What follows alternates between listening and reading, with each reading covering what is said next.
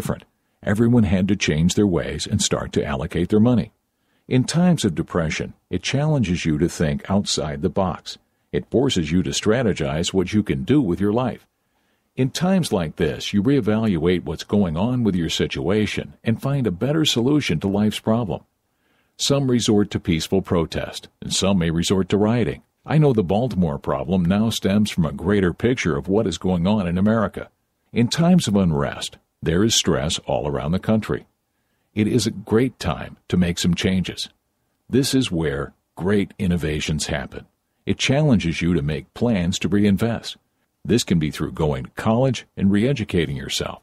This can be through investing your money on a talent you have that you might want to excel in. And if you're in your 50s and 60s, maybe you want to take up something different than what you've been doing.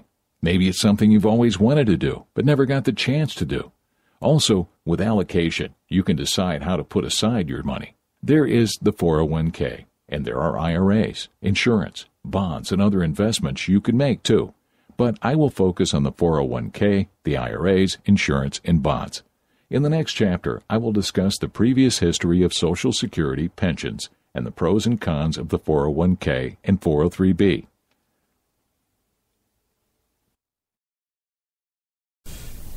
That was Retirement. Start thinking about your retirement.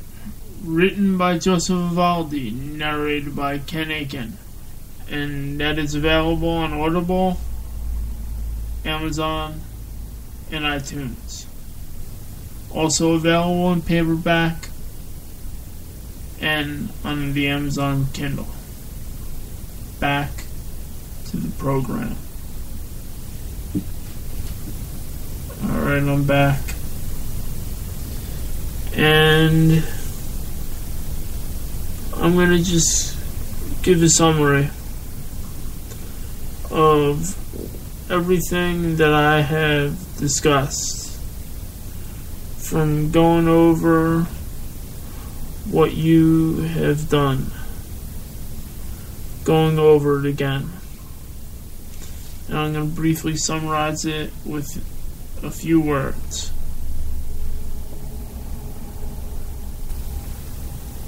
You might go fast.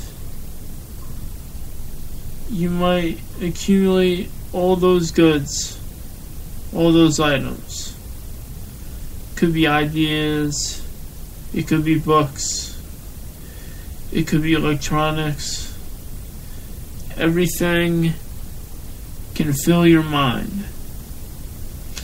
But eventually, you're going to have to go over those ideas. Get them out of your head.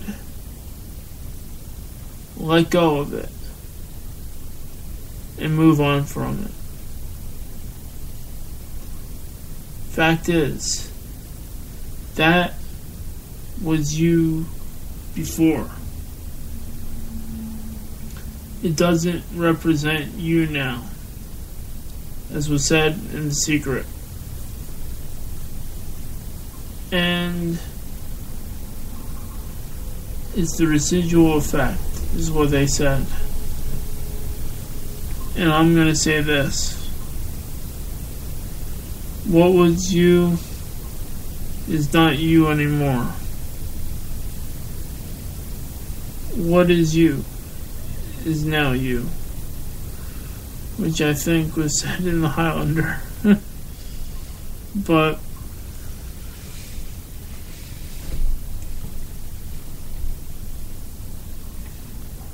we go through moments in the past.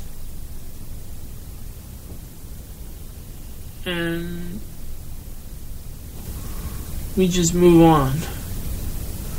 We don't think.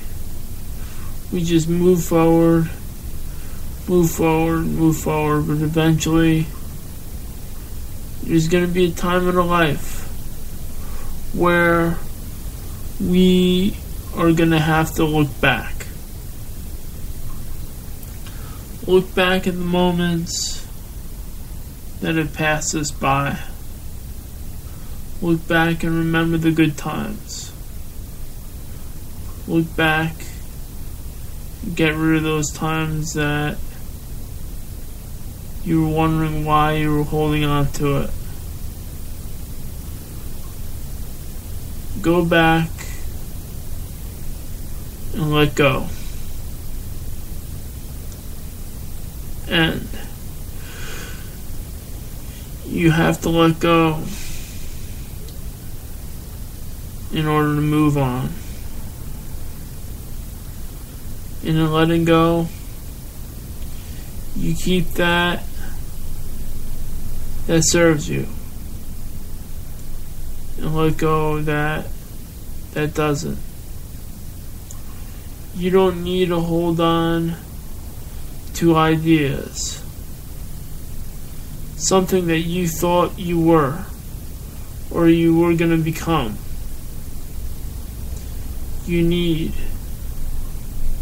to build something new. Or maybe change is daunting. Too much change.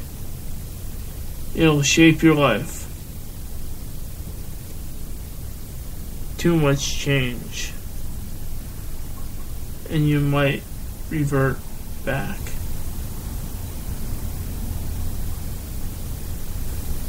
It's a paradox and the struggle we all face. And as I wrap up this podcast and talk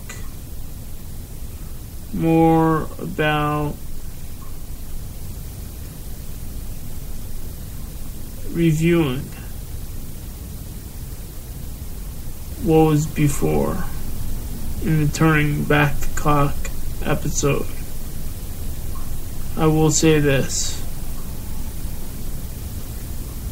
We go through times in life where we need to change. And we go through that in the winter.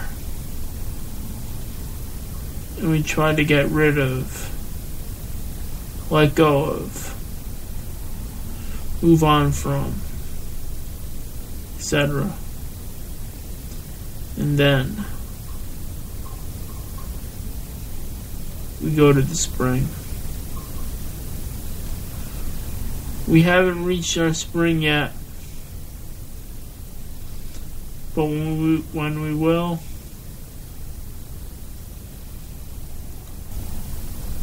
new life will come again. This has been the Joseph Evaldi Podcast. Until next time, take care.